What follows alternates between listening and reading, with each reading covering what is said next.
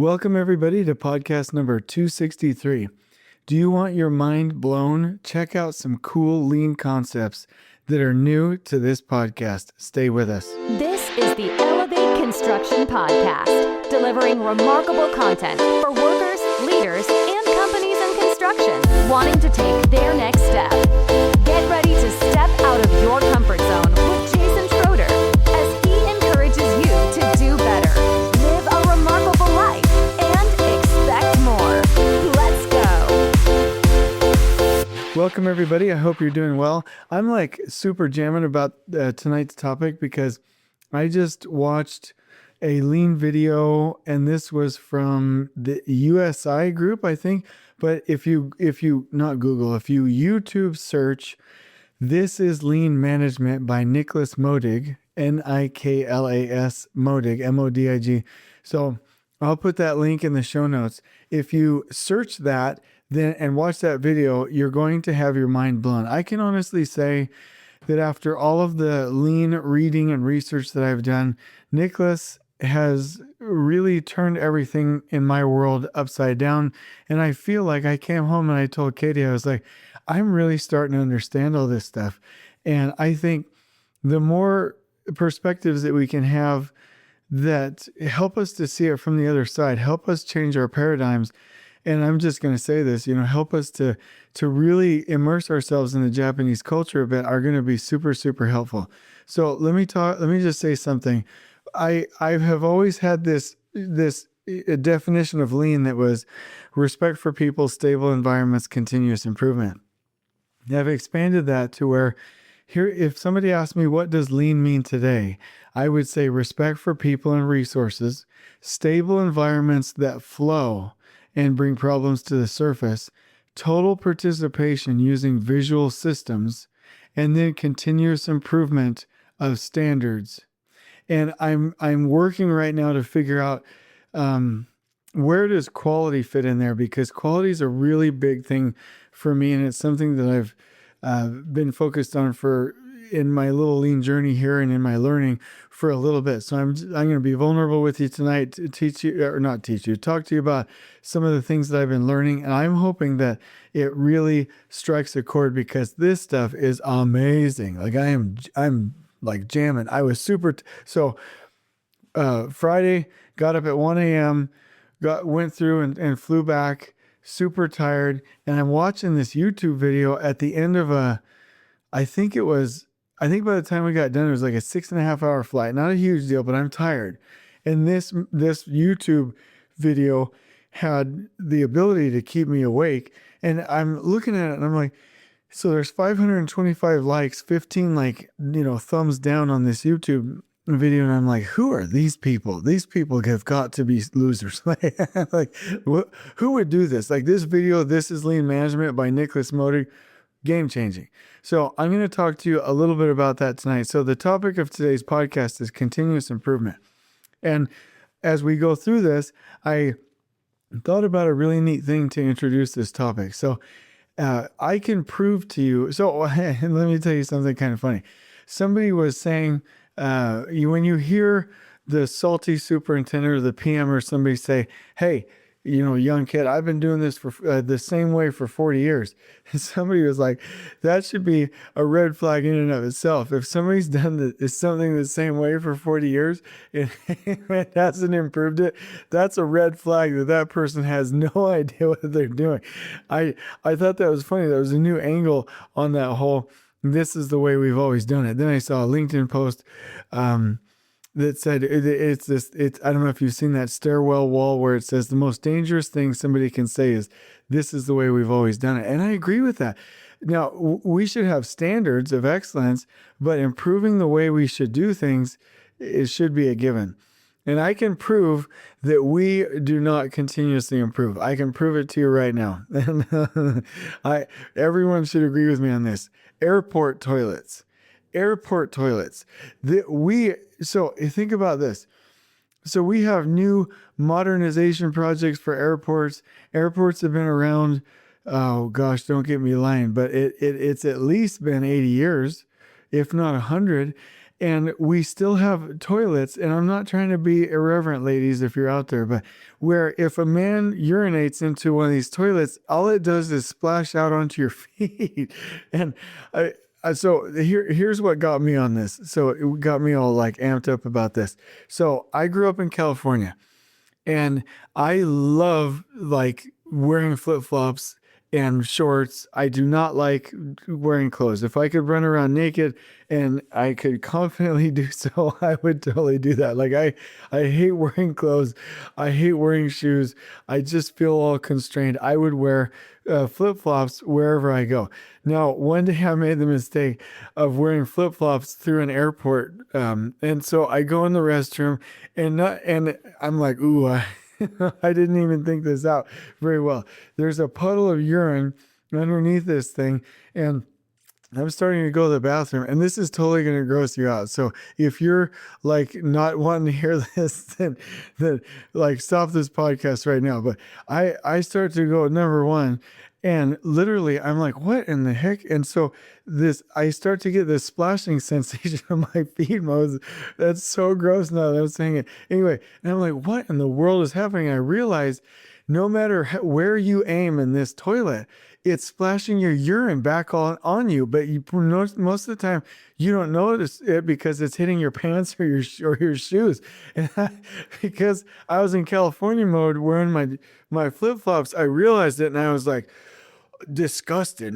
And so immediately, like when I'm done doing my business, I like go over and I'm like putting my feet in the sink to like wash them off.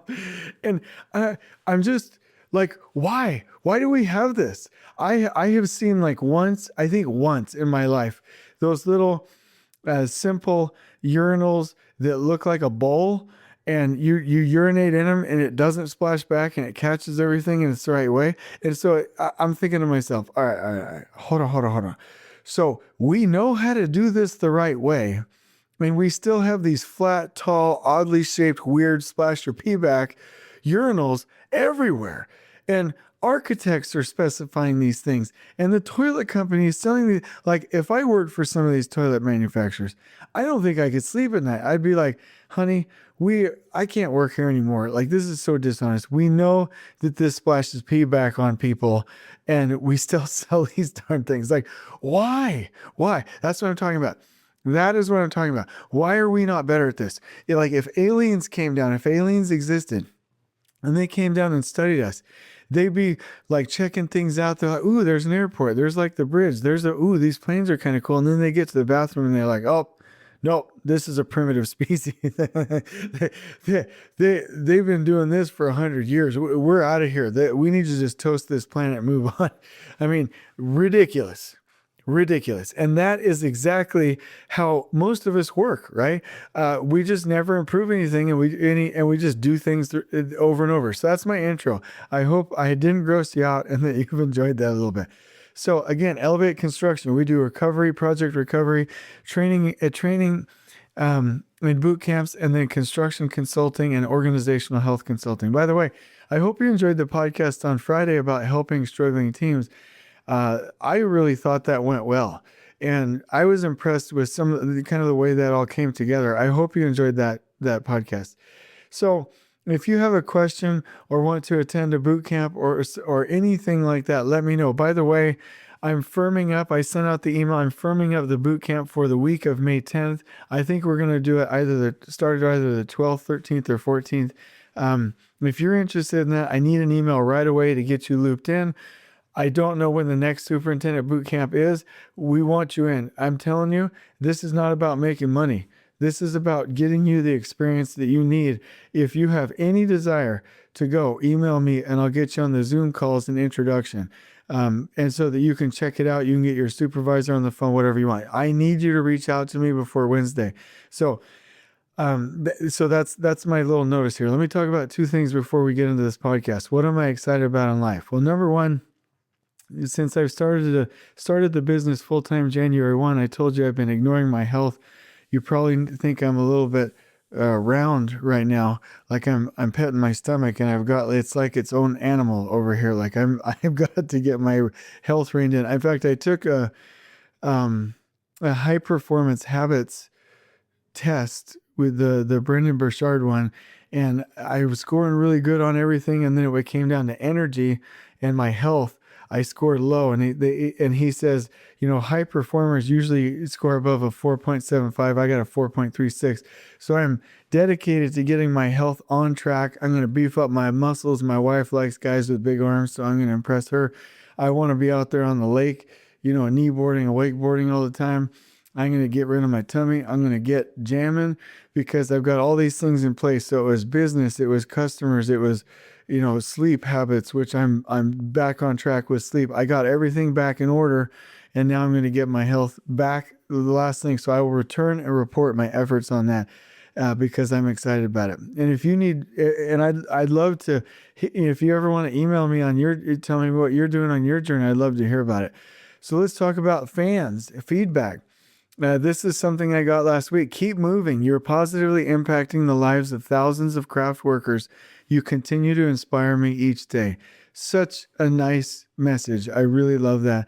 Thank you, thank you, thank you, thank you, thank you. So we're going to get right into this podcast right now.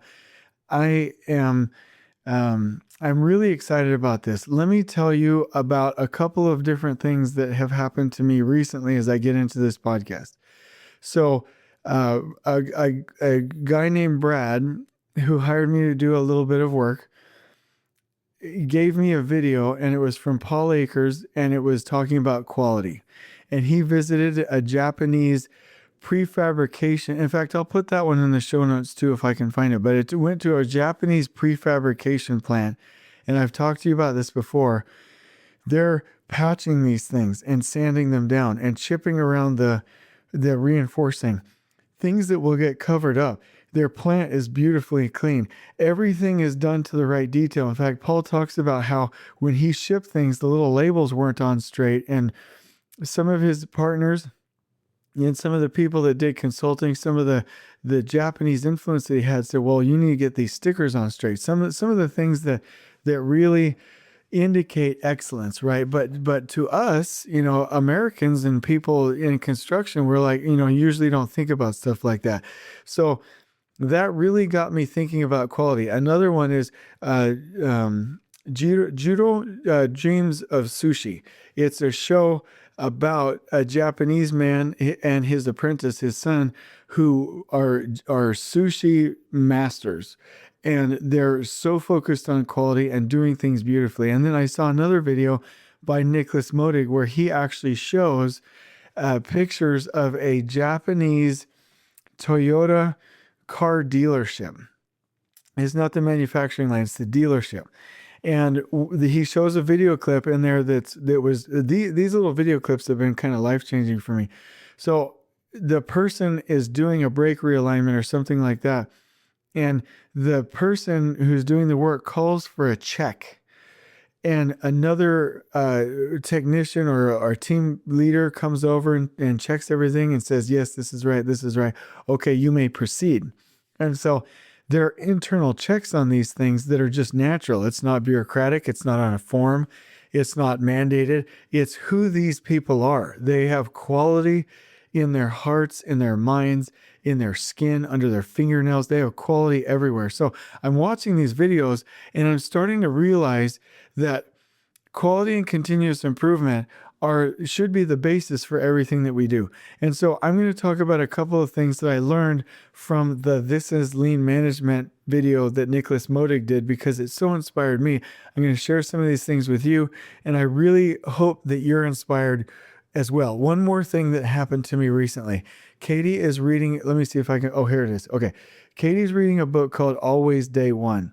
And the premise of the book is they're talking about these big tech giants that if you get to day 2, your company is dying. What they're saying is if you get to day 2 where you've arrived, you have your ideas, you're starting to do things like that, the hubris of your company, the arrogance and the lack of productive paranoia, the lack of continuous improvement, the lack of quality will start to put you into what Jim Collins says is the doom loop. I added that. That's not in the book, but The point is, you have to hustle every day like it's day one. You got to hustle every day like it's like you're competing against everybody, because you are. And as soon as things start to get stable, although I advocate stability, you can't just stay that way. You have to always be like, okay, now what's next? What's next? What's next?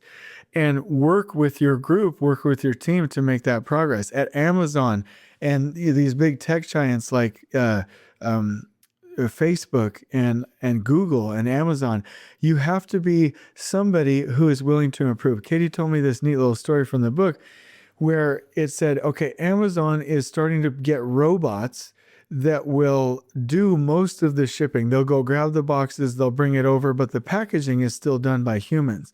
And Amazon is not cutting a lot of jobs, or any jobs really, at least from what she's learned in the book so far. They're repurposing the people and training them. And so if you want to work at Amazon, you have to be a continuous improvement type person. You have to be a quality mindseted person, and you have to be willing to learn. So if your job just became automated, which inevitably will happen, they're not going to fire you. What they're going to do is ask you to get training and to adapt to a different job that is needed to be done as they expand, that is needed to be done by a human being. And so in order to even work at a place like Amazon and these big tech giants, which if they keep going will always be on top because they treat things like day one, you have to have quality and continuous improvement in your blood.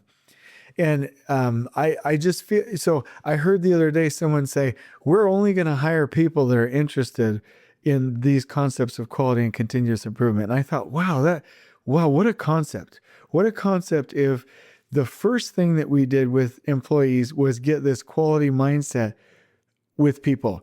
And we did what Paul Akers said, where we teach them stop, call, wait, stop, call, wait. You see something, you smell something, you hear something wrong, you taste something wrong, you sense something wrong, you feel something wrong. You stop, you call, and you wait. You stop, you call, and you wait. And we just taught workers, something goes wrong, you stop, call, and wait. I mean, based on that, and what's happening, we use visual systems to continuously improve and continuously move in a direction where we're not only competing with others, but we're competing with ourselves, and it's always day one. So that's my introduction to the concept. Now, let me drop back a little bit. I am stealing, so I've read the book, This is Lean by Niklas Modig, fantastic. It made me realize that flow, and I'm also going to say, people that talk about lean, they're like, yeah, it's about eliminating waste. It's about continuous improvement. Well, flow in construction is the main point with lean. Flow is everything.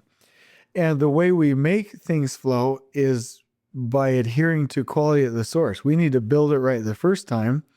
And the other thing is to have visual systems that tell us if we're winning, and the concept of continuous improvement.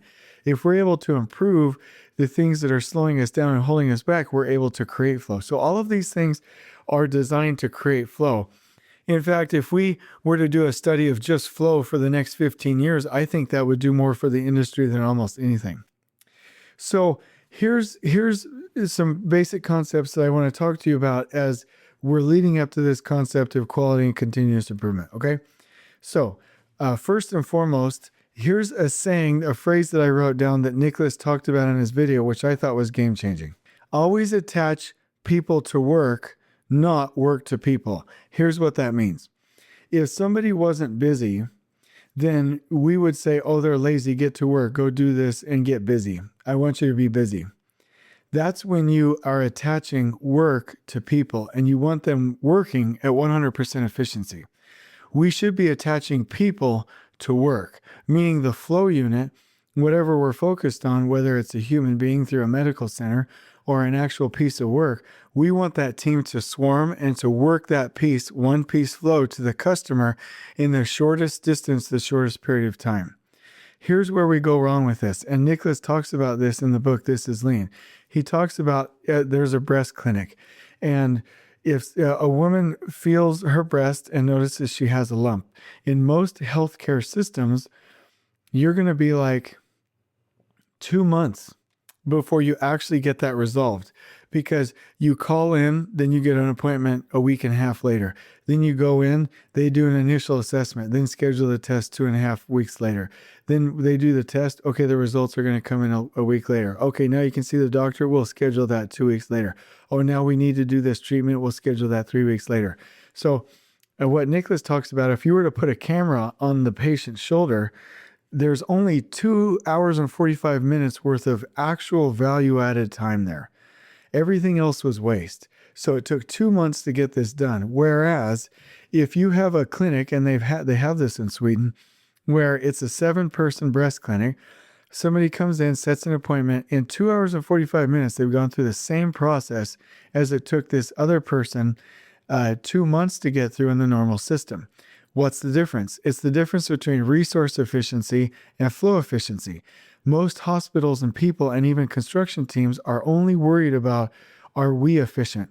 Am I, as the project manager, efficient? Is the scheduling department efficient? Is the estimating department efficient? Is the project management team efficient? Are the designers efficient? Is the owner efficient? Is every individual siloed thing efficient? And I love the example. I won't steal too much of his work, but how he talks about, actually, I'll let you see the video, but he talks about this neat concept about how if you have different departments, different groups, it's like setting up different kingdoms, and every kingdom has a king and a queen. They have rulers, and it's the interchange between those different kingdoms that slow everything down. Whereas if you don't treat it like that, right? If you treat it as one high cross-functional team that has people attached to work, and the work is the flow unit, then you can get things done much more quickly. And so the point is, if you have that camera, he encourages us to put this little camera on the shoulder of the woman going through the normal system, takes 2 months, versus the swarming system where people are attached to work, not work attached to people, in this system of busyness and resource efficiency. You can get through there in 2 hours and 45 minutes. So the difference between 2 hours and the 40 days, 41, 42 days, is a difference of 500 times. And that is the point. We worry about people being busy instead of work flowing through the system. And we need to be working with flow. We need to be getting work going through the system. I don't care. Like let me give you an example. In the book The Goal by I never pronounce his name right, Elihu Goldratt. What he said was, we want each machine in the factory typically working at 100% efficiency. But what happens when we do that? We overproduce, and then that creates all of the 8 wastes or the other 7 wastes. But if there was a machine that only required half the person's time to be active, but you have flow through the facility, what's the problem? What's the problem? You don't tell that person to go faster and be busier. That just creates more and more busy work and more waste. What you want is people attached to work. You don't want to needlessly attach work to people just to keep them busy. That will slow down the entire system. The other thing is visual systems. He brought forth this concept, which I love, about active and passive data. When we talk about having visual systems and schedules up on the wall and indicators up on the wall and maps and charts and all these things up on the wall, and people are like, well, I've got to go put that into a computer system. Anytime you put something into a computer system or on the computer, it becomes passive data. If it's up on the wall, it's active data. So why would we put something on the wall just to then, or let's use the example that he said. Why would we have something that's most current online just to then go update it on the wall? No, it's the other way around. We want people interacting with it actively on the walls, visually, together as a team, seeing as a group, knowing as a group, and acting as a group. It becomes passive once it's in the computer. So what the Japanese do, they have all of their indicators, visual systems up on the walls using almost every square inch of wall space. And that's the active data. And the passive data is when they put it into the computer, most of the time just for historical information or to trend data. But anytime you start to put stuff in a computer, you're in trouble.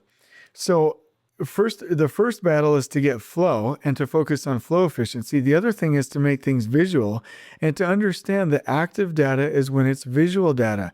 And when we put things into computer systems and technology, it becomes passive data. Even with all of the softwares out there that we have, like even if we get a really good one, it's still not on everybody's mind. It's not out in everybody's face. It's not active with teams. And so here, let me just cover this really quickly. The more we work, the less we do. So that goes back to the two previous points that I just made that I learned from Niklas. If we're always busy, then we're doing less meaningful work. If we're always transferring things into an online system and doing more work, that's the less actual real work that we're doing. When we attach work to people and just keep them busy, that's the less real work that we're doing. It's not about keeping people busy. It's about doing meaningful work. And usually humans cannot handle more than 7 things at a time. And so as such, the more things you push on somebody to keep them busy, the more waste there is, and the more disjointed they are, the more distracted they are, the more context switching, and the more waste that we have. So I told you all that so I get to this point. Niklas was talking about how, with flow, we want just-in-time deliveries, just-in-time information. We don't want excess inventory, right? But the other thing is this concept in Japanese of Jidoka, and I don't know if I said that properly, but it's basically this concept of, do you always know when you're winning and when you're not winning? And I like that. There's this book called Own the Gap. They talk about that. Here's the key throughout all of the organization. Does everybody see daily if they're winning or not winning? That's the question. And so that's why I redid my definition of lean to the basic concept here is respect for people and resources, which allows you to then create stable environments that flow, that brings problems to the surface. And then you're able to get total participation using visual systems that tell you if you're winning or not winning. And once you see that, you'll be able to see deficits and continuously improve all of your standards and basically have quality at the source. And I love that concept. That if we have quality at the source and we are continuously improving, we are always on day one.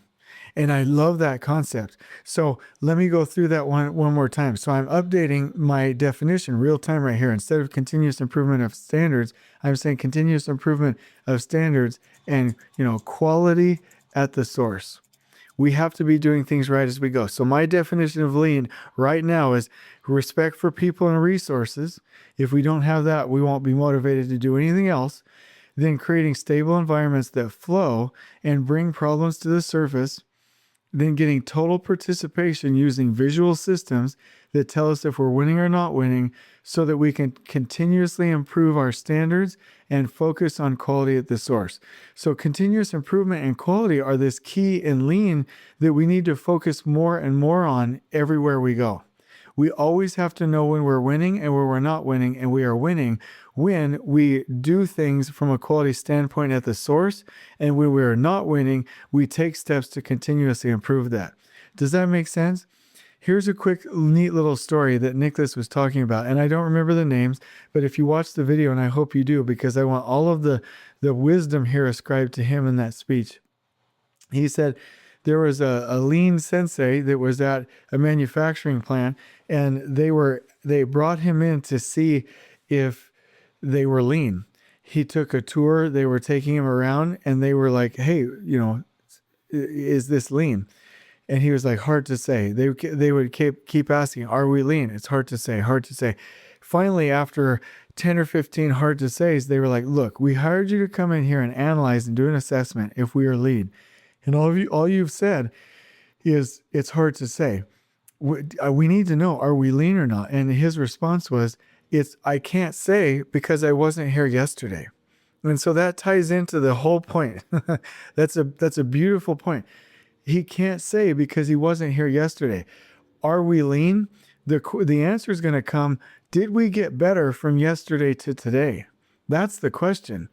Are we flowing? Do we respect people? Are people treated better? Do we have more total participation? Are things easier to see? Are we continuously improving? Do we have better quality? Are we Are we improving from yesterday to today? So I love what he said. It's hard to say because you're not going to know if you're lean or not unless you know that you're continuously improving. I love the concept that if we could really teach crews and brainwash them and have it be a part of their culture, that they would ask somebody to check their work before moving on, that they would notice quality defects and fix it before they moved on, and that people would know what bugs them and what's wrong and what is a waste and fix it before moving on and engage in continuous improvement. That is when we would make massive strides in the right direction. And so I hope this little podcast has inspired you. Maybe you're like, Jason, I love it. They're great concepts. How do we implement in the future? Well, here's a couple of things, and I haven't tried these out. Most everything I talk about in podcasts, I've done before. This I haven't yet done before. I have with quality followed a remarkable quality control process. I have with quality implemented feature of work boards, which work really well. My next step is to work with teams that want to train and brainwash their people into this culture of quality and continuous improvement and really focus on quality from the start at the source and create a Paul Akers continuous improvement culture that improves every day, just like it's day one. And so that's really where my mind is with this. Are we lean? It's hard to say because I wasn't here yesterday. How should we be treating every day? We should be treating every day like it's day one. Quality and continuous improvement have to be a core, rock solid belief system, a principle within our organizations. So my suggestion would be, why don't we start by making it a part of our culture to only hire people that commit to be all in when it comes to quality and continuous improvement. The other thing is, and because our current condition is in the United States and in construction, we don't even know what quality is yet. I don't. We don't even know what continuous improvement really is yet. And I don't. I'm on this podcast and I'm telling you, we just don't get it yet. We need to start experimenting with this. We need to start within companies that have the culture. I talked to you guys about O'Shea Builders. Just went out there into Illinois and visited them. That company is ready for quality and continuous improvement. Companies like them, and I'm sure nobody else get offended, right? There are large companies, small companies. I'm talking about everybody's at a different path.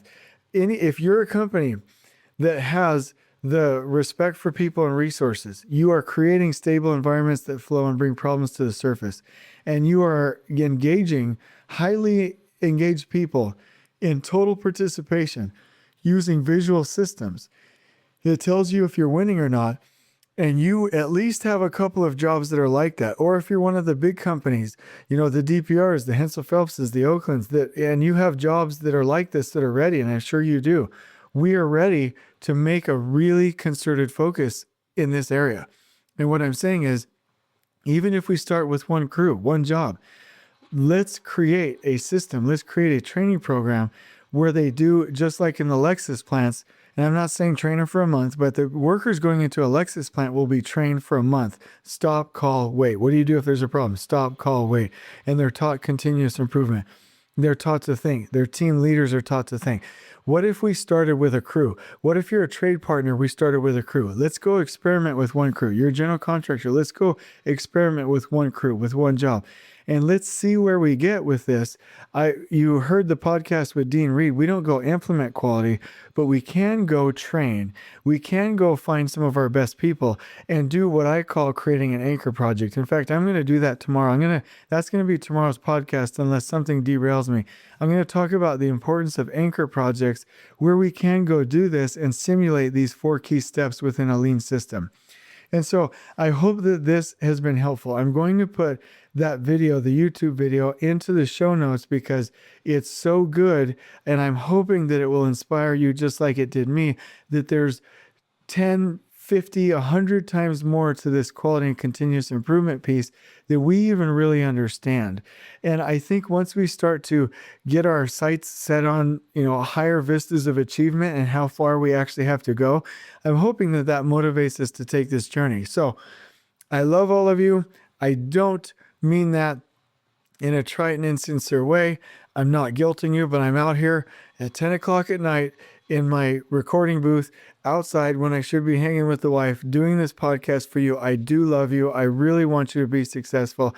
At the end of the day, we're all helping each other out. That's why I love working, like I said the other day, with the Dean Reeds of the world and the Charlie Dunns and the Adam Hoots and the Felipe Engineers and the Paul Dunlops of the world and everyone else that I work with all the time, because if you gather everybody together, they have the same mission: to give, to contribute, to improve, and to bless people's lives. Because at the end of the day, what we do at Elevate Construction is build families and individuals.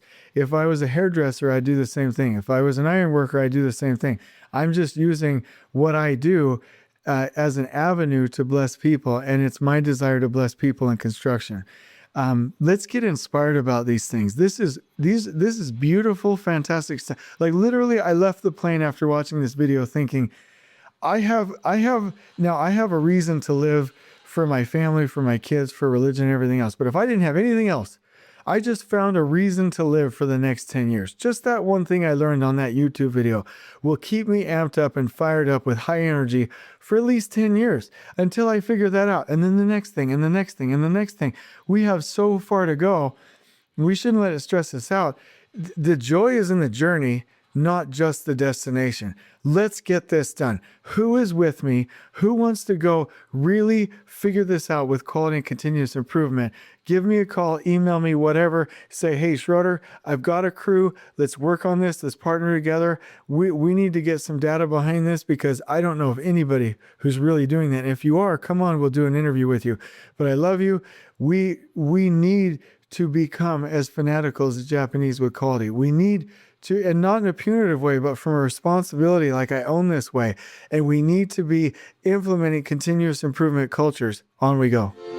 Please join us next time in elevating the entire construction experience for workers, leaders, and companies coast to coast. If you're enjoying the show, please feel free to share with your construction colleagues and help us spread the word by rating, subscribing, and leaving